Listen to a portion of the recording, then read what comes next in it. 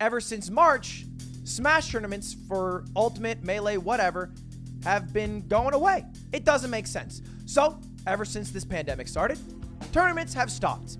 And that's just how it's been. And no one's playing, so the skill isn't improving. It's just shit. It's one of the many parts of COVID that suck. A lot of things suck. This is one of the things that suck during COVID. Nintendo has been a thorn in our side when trying to grow the Smash community. They've largely acted as a limit cap to how big we can be. Whenever we try to run events past a certain size, whenever a league tries to form up, a circuit tries to form up of any sort. This is a massive, massive sign of an impending disaster. Nintendo has now gone out of their way to remove the only chance that Melee had to remain a competitive game during a pandemic, for the sole fact that it's using a modification necessary for the game to even exist. What is the actual point of doing this? It's been said a million times how out of touch Nintendo is with the world around them, and it should be said a million more times because it is laughable how archaic and primitive and disconnected from reality Nintendo is.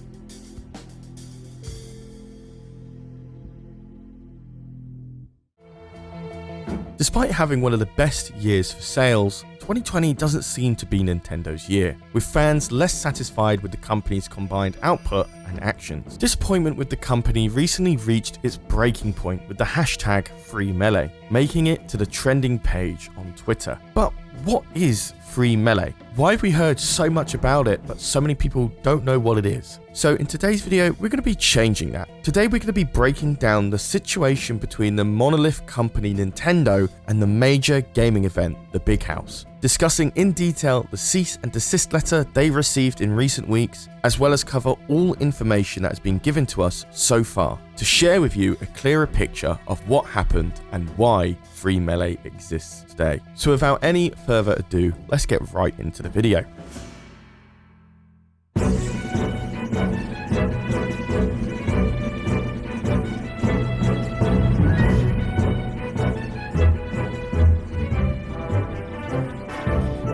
To give you a little backstory, the Big House is one of the largest and longest standing annual Smash Bros. Tournament around the globe. This event is run exclusively by members of the Smash Bros. Community, garnering thousands of viewers each year who watch contestants battle it out to be crowned the best Smash player of the event. The Big House in its entirety was founded in 2011 by Robin Hahn, also known by his online handle Juggle Guy. It was on the 10th of November that Big House announced the return of their major annual running Smash tournament. Instead of the usual month of October, the Big House decided to move the event to December, where it would last for a total of 3 days. And of course, because of the current climate of 2020, as well as traveling overseas being completely compromised, on the 18th of November, an announcement was made that the entire event would be ran through Discord. Discord wouldn't just hold the event. There would be hangout spots, watch parties, giveaways that the community could take part in and get engaged. And with the Big House being held online, it made registration easier than ever. So people could sign up for Smash Melee and Smash Ultimate tournaments depending on their preference. For some, this was considered a saving grace for Smash Melee. The game has no online capabilities, which means the pros have to get together in person to train together. With the global pandemic preventing this stagnated the skill level of all pros across the globe. Without being able to play against the best, you're not necessarily pushing yourself to be the best that you can be. And with the stagnation of skill comes with the stagnation of audience. Smash Bros. Melee doesn't have any more support from Nintendo. Yes, they may have acknowledged it in EVO back in 2013, but besides that, they pretend the game literally doesn't exist. This makes sense from a company standpoint. They focus entirely on Smash Bros. Ultimate that is going to get them the most revenue. And to make matters worse, Project M, the biggest mod for Smash Bros. Melee, closed its doors and ceased development at the beginning of 2016. So for the Big House to go completely online and have Smash Bros. Melee as a game you can sign up for, it meant more participants, more pro players getting into the scene, and more audience being interested. However, there is a big, major hurdle that I mentioned a little earlier. Super Smash Bros. Melee, a now 19-year-old game, has no multiplayer functionality, let alone having no support from Nintendo. Twitter user Fizzy36 created an application called Slippi. This was used in conjunction with Dolphin, the biggest GameCube emulator for the PC. After quitting his job and working 7 months of full-time work, Fizzy released the application Slippi. This allowed players to play the original Smash Bros. Melee online, reinvigorating the entire scene. A scene that was really suffering, mind you, thanks to the pandemic of 2020. But the application Slippi did so much more than that. It had rollback netcode, integrated matchmaking, and a replay system. It was released on the 22nd of June 2020. However, with all the news I just stated, there was 2 big triggers that caused Nintendo's response. But before we get into that, what was Nintendo's response? On the 19th of November, the Big House's Twitter account stated, "The Big House is heartbroken to share that we've received a cease and desist from Nintendo of America. We were informed we do not have permission to host or broadcast the event, primarily because of the usage of Slippi. Because of this, all of our competitions are affected and we're forced to comply and cancel the Big House online event." That was one of the reasons mentioned for the cancellation of the Big House. The application Slippi apparently coincided with Nintendo's TOS, and also the use of Dolphin, the GameCube emulator that is able to run Super Smash Bros. Melee online. And for those confused, it's essentially Nintendo claiming that the copies of Super Smash Bros. Melee used in the tournament are illegal because they were emulated and there's no verification that the people own the real copy of the game. This isn't the first time Nintendo's been down this road. Nintendo has been notorious for filing cease and desists on fans before, using it as a weapon to take down content they don't want lingering around, regardless of the intentions behind them. Not only is Nintendo incredibly unfriendly towards fan creations, they've also been actively suppressing competitive play of their older titles. As mentioned previously, this was seen back in 2013 with the largest competitive game tournament in the world, EVO. Nintendo went as far as shutting down their tournament for Super Smash Melee, where fans raised just under $100,000 in charity to get their game featured. And of course, the backlash of this situation was so severe that Nintendo actually pulled their claim and allowed the game to go ahead in the tournament. And although this turned into a happy conclusion, it definitely shows that Nintendo is absolutely ruthless and will do anything to suppress unsanctioned events, even when charity is involved. Nintendo's constant suppression of competitive Smash Melee isn't something that's just cropped up recently. Esports organizations such as E-League, HTC, ESL, MLG, Red Bull, and Twitch, just to name a few, all tried numerous negotiations with Nintendo in order to feature the Smash Bros. Games at their events. This was prominent back in 2015, where MLG had hosted an event which included Smash Melee in one of their lineups. Whilst this is only speculation and we don't have full evidence to support this, but according to an anonymous user, they stated that Nintendo intended to charge a $50,000 fee per event, which was over double what the industry standard licensing rate was at the time. Another more recent example includes Nintendo's consistent talks with streaming service Twitch. Twitch had expressed interest in running a sanctioned circuit for Smash 4 and Melee, to which they even offered to cover all costs required. Yes, including that absolutely wild and unreasonable $50,000 fee. However, Nintendo became even more increasingly difficult to negotiate with further down the line. The situation only began escalating even more as Smash Ultimate was announced back in 2008. Nintendo began to eventually ghost Twitch of all people before finally shutting the entire idea down and telling them that the circuit no longer made sense with Ultimate in sight, thus baiting the biggest streaming service at the time with an event that never was going to exist. It feels like one of these situations where a company is just too big for its boots, to the point where it can just pick and choose when it wants to do something and when to drop it, even when there's other massive companies involved. Nintendo's major reluctance to enter the esports scene is just incredibly strange, considering the genre of how the game Super Smash Bros. Is meant to be played. Let's take a look at an interview 7 years ago where Sakurai, the creative director of Super Smash Bros., said that Smash Bros. Isn't a fighting game, it's a party game to be played with friends only. Whilst yes, that is 7 years ago, it can really show just how out of touch Nintendo was then as they are now. What looked like felt was strides in understanding what the audience wants by introducing a competitive aspect to Smash Bros., only then to dump all that progress they made for a completely unrelated different reason, showing that they didn't really learn anything at all. They were only responding to backlash from their audience. The competitive gaming scene has proven time and time again to be extremely beneficial to extending the shelf life of a game, even going as far as boosting sales, which can be seen with Rainbow Six Siege, which got a second chance thanks to its competitive community. However, to play devil's advocate, Nintendo has been known to approve of smaller grassroots events in the past. However, although this sounds great at a forefront, the Smash community expressed major disappointment and irritation as Nintendo forced advertisements through these sanctioned events. This meant Nintendo had complete free reign to promote as much as possible and as much as they saw fit, and not considering the drawbacks that came to the event with this mass advertising. I mean, why should they bother? It's Nintendo after all. It's their game the event is covering, so they can just advertise as much as they want at the event. It sounds dumb, it doesn't work like that. Not only that, Nintendo's lack of support for competitive gaming is also exemplified by their lack of financial support. For the few tournaments that they actually approve of, the first prize for the 2020 Smash Ultimate Evo Japan tournament was a Nintendo Switch controller which looked awfully like a controller you could just buy in any store. To put that in perspective, Dota 2's 2019 international tournament had a prize pool of over $30 million,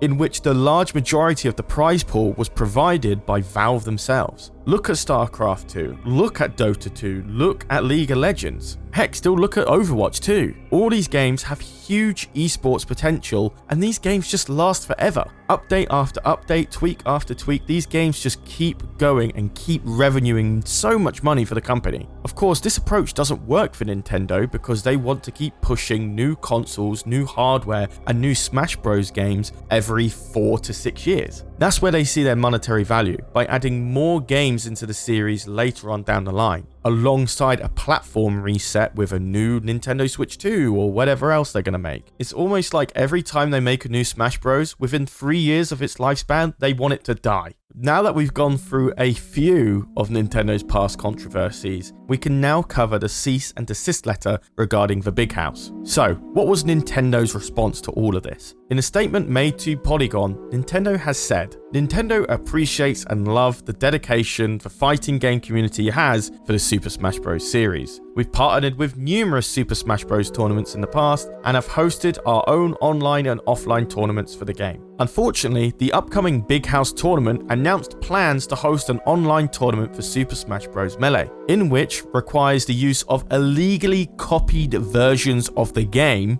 in conjunction with the mod called Slippi during their online event. And already you can tell how dumb this response is. So let's try and calm down and break this down bit by bit. Whilst this may appear to be a relatively standard company statement in regards to shutting an event down, there are a few inconsistencies that paint the Big House in a far more negative light by, let's say, bending the truth to buffer Nintendo's image. Nintendo presents the tournament as requiring illegally copied versions of their game Super Smash Bros. Melee, and they say this because they're using Dolphin, an emulator. Now, this is already wrong, and we'll cover that in just a second, but it also implies that Slippi is an illegal mod. So just for people who aren't totally clued up, Dolphin is an open piece source software and is an emulator for the Nintendo GameCube. It allows users to play ROMs of Nintendo GameCube games straight to their computer, digitally emulating the console itself. Whilst developers and companies have tried to take down emulators like Dolphin numerous times over decades, we're talking like 20 years of lawsuits here. Take a look at Sony versus Kinetic. Back in 2000, like 20 years ago, which is kind of far when you think about it, Sony attempted to sue Kinetics over their virtual game station application, which was pretty much an emulation of the PS1 on iMac. Now, just to be clear, the virtual game station does not contain any of Sony's copyrighted material. However, the developers did have to reverse engineer the BIOS of the PS1 to use it as a reference to create their own BIOS that worked within the iMac environment. In an interview with Aaron Giles, who developed the virtual game station, he stated, "We naively decided to approach Sony Computer Entertainment of America about licensing their BIOS and getting some sort of endorsement. We demonstrated the A-list title Crash Bandicoot running on an iMac. Then, the CEO asked if our emulator would run any game at all, and we nervously said, of course, knowing full well we had not had the time to verify the 100 of available games. He walked over to the bookcase and picked out Ridge Racer, a game we had actually spent quite a bit of time on. After that, the virtual game station was released in 1999, only then for Sony to sue the company, believing that it was infringing on the sales of the PlayStation 1. Sony won that court case, and Virtual Game Station was compounded and seized across the Mac versions, the upcoming Windows versions, and any reversed engineered BIOS of the PlayStation 1 at Kinetic Studios. The company then appealed that case and then won it, as the court believed that Sony lost the appeal because the copying of the BIOS was fair use, since it was necessary to reverse engineer the unprotected parts of the system. To this day, people who support emulating games on PCs strongly believe that this law 20 years ago still stands today. Emulation is legal, and it should always stay legal. The only law requirements you need to play a game on emulator is if you own the physical copy yourself. Whether you purchased it officially all those years ago when the game actually came out, you got it secondhand,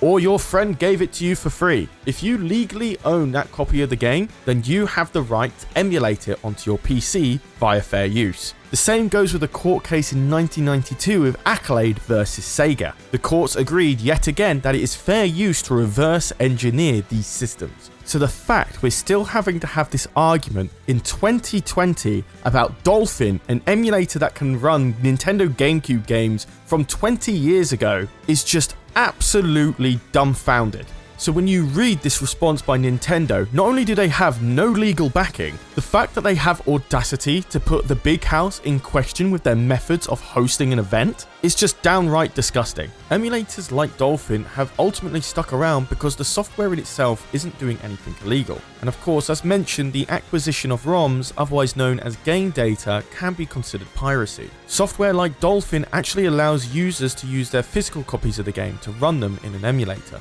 meaning that piracy isn't necessarily required for emulation. And as for Slippi, Slippi is just simply a tool within Dolphin emulator that allows users to connect with each other via online. Now, I might not be a lawyer unlike Eck, but there is nothing illegal about that. And as mentioned before, big companies like Nintendo think emulation is such a grey zone that they have the authority to make actions like these, when instead it's just an attempt to leverage their money and power in order to suppress the Smash Bros scene. Okay, well, what now? Now that the big house has had its doors closed and it seems that Nintendo has the upper hand, what is there to be done? Well, it would appear to be quite a lot. Shortly after the big house released their statement, the hashtag #FreeMelee landed on Twitter's trending page and took the #1 spot globally. Hundreds upon hundreds of users showed their support and backed the community, ultimately speaking out to Nintendo about their awful business practices. We're yet to hear a further response from Nintendo, although it's not completely off the table that they might budge and release the big house from their corporate grip. As shown with the situation involving Evo back in 2013, fan pressure actually did a surprising amount to get the game back on air. But however, the company's future actions regarding the competitive scene is yet to be seen. Some good news has come from the cease and desist, in the form of the community itself. Seeing everyone band together is always nice to see, and knowing how much support this 2-decade-old game has, even after all this time, is great. Popular content creator, Twitch streamer, and Smash player Ludwig recently announced that he is hosting a charity Smash Bros. Melee tournament, played exclusively using Slippi online, with $10,000 going to the charity of the winner's choosing. Since the tournament is on the 20th of November, the tournament has raised over $42,000. Ludwig had stated that if Nintendo gives him a cease and desist, then he'll host the tournament in the next month, and again in the following month, and again and again. In his video Nintendo Stole From Me, Ludwig does make some really good points. He does bring up the concept of Smash Bros. Melee stagnating if players aren't able to get together and train together, thanks to the pandemic in 2020. So with Nintendo coming down with the cease and desist on the big house for this online event, he does strongly believe that Smash Bros. Wouldn't have survived another year without any form of press. It is a 2-decade-old game at the end of the day, and it needs everything it can get just to stay relevant. He's honestly doing a lot to try and get as much attention to the game as possible. So if you want to go and show support for his charitable tournament as well as his support for Melee, I'll leave a link in the description down below and in the pinned comment. Now, as we were writing the script, some new information arose regarding the aforementioned partnership between Twitch and Nintendo. Twitter user and Smash reporter Clown Turong, I'm really hoping I didn't butcher your name there, I'm really sorry, posted a thread detailing information she had gained when interviewing controversial Smash figure Alex Strife after he left the scene due to some terrible decisions. Alex was the creator and primary figure for Apex tournaments, which at the time was one of the largest Smash Bros competitions in the world. Apex would host a popular Smash Bros mod titled Project M, a fan-made modification that essentially is its own Smash game. According to this interview, Twitch had pressured Alex to remove Project M from the Apex tournament. As stated earlier, Nintendo was in communications with Twitch to form the Smash Bros circuit, something Twitch was taking incredibly seriously. Now, of course, we don't have any evidence of Nintendo asking Twitch to do this. This is only speculation. But on the timeline, it definitely looks very convenient for Nintendo. So don't be surprised if Twitch went ahead to do this just simply to look good for their newfound partners. But it didn't stop there. Twitch went through and contacted many different Project M streamers on their platform and forced them to stop broadcasting the game. This had been confirmed by esports personality Clash Chia, one of the largest Project M streamers of the time. Chia was contacted by Twitch, who forcefully told her after she streamed the Shots Fired Project M tournament that she was no longer allowed to broadcast the mod. Despite Chia fighting back, Twitch ultimately threatened to take away her Twitch partnership if she didn't comply. They proceeded to threaten her into silence and wouldn't even let her say why she could no longer stream the game, instead forcing her to lie to her audience. In an attempt to soften the blow, Twitch requested the estimated earnings of Chia's Project M content both on the Twitch platform and, interestingly enough, YouTube, so that they could continue paying her for a short while after the Project M ban. This is highly unusual activity from Twitch. And yes, while this was a fair few years ago, it is very odd as to why they even did this in the first place. Giving special permissions to a banned user, whether it be through financing or anything else, usually means there's an alternative motive there. However, despite providing the requested information, Twitch ghosted Chia, no longer providing any further contact. Thankfully, Chia has still managed to stream Project M through her YouTube channel, meaning that the mod itself was still getting fan support despite Twitch's attempt at shutting it down. It's currently uncertain how many streamers were forced to stop playing Project M on Twitch, and it is even more uncertain how many of them were offered money to stop streaming it. However, Clown Turong has stated that she has a list of creators who received or were supposed to receive a settlement. Can you even blame the streamers for taking money or giving in to Twitch here? If they fought against Twitch for the right to stream Project M, then their future career would have been on the line. And even worse, potentially completely destroyed depending on how Twitch wanted to handle this case. The situation was extremely sketchy and ultimately unfair to the content creators who use Twitch as their main platform. Well, that is absolutely everything you need to know so far about Free Melee, alongside Nintendo's behavior and how they're handling this situation and what is happening to the Big House streaming event. This situation is still developing as we write this video, so we will be posting all of our research and papers in the description down below, and if anything new comes about, we'll also include it in the description as well. Personally, I'm a massive Nintendo fan. I buy a lot of the Nintendo products. One of my first consoles was the Nintendo 64, and my first game alongside that was Super Mario 64, and after that I was on board with every Zelda, Mario and Pokemon game after that. I love the hardware and software they produce, but behavior like this is just downright dumb, if not disgusting. And with the cease and desist, they truly know that the Big House can't come back legally. All of it boiling down to yet again, they are the little man, they're the huge company that can afford to make this move and just drive as much attention to Smash Bros Ultimate, when in fact doing something like this is just going to shoot them in the foot again. It is almost like they hate their content creators. They have a really stingy, convoluted content creator program. They took 30% of all content creator income whenever they covered a Nintendo game. That system was absolutely dumb, and thank God they scrapped that. And of course, this year, the Super Mario 3D All-Stars game, it was just a really low-level mess. No new content, just free emulated games put into a package with a $60 price tag and a limited release, so there's an aspect of fear of missing out on top of it. It seems like Nintendo is just so out of touch with their players and off when it comes to the gaming climate of today. I mean, nobody wants to play online Super Smash Bros Ultimate because their netcode is trash. people prefer playing with the Slippi application because it's infinitely superior. So instead of Nintendo actually trying to keep up and try and fight their way back by creating better online tools, better way to play with your friends online, they just slam down a cease and desist. That's what they see fit. I don't know, man. I don't know how long I can keep loving a company like this when they keep doing stuff like that. But I digress. That's where I'm going to end my personal thoughts on it. I'm going to pass the question over to you. That's our question of the day. What do you think of this entire free Melee situation? Do you think the anger is justified? Do you think Nintendo is in the wrong here? Do you think Nintendo is actually in the right here? Do you think they have an absolute right to do what they are doing? Let me know your thoughts on it and the reasons why you think that down in the comments down below. But before we close off, guys, we are literally 5 days away until our Patreon ends. So if you want monthly goodies like newsletters, extra videos that will never be shown on EcksToo, perhaps playing Star Wars Squadrons with us, or getting a bespoke EcksToo avatar design of yourself done by a professional artist, be sure to hit up our Patreon in the pinned comment down below, or by hitting the join button on YouTube. Also, let me know if you want more heavy deep dive videos like these. These are quite long and they take a long time to do, but if you want them, let me know in the comments down below about that as well. And if you want more videos like these, we have 2 others that you should check out. We did one on the Cyberpunk 2077 delay and why it's far too big to fail. And we did a massive video covering all of the Super Mario 64 iceberg, as well as the Luigi leaks that leaked like halfway through 2020. So definitely be sure to check those out. But other than that, I have been Charlie, you've been watching EcksToo, and I'll see you in the next video. Take care, guys.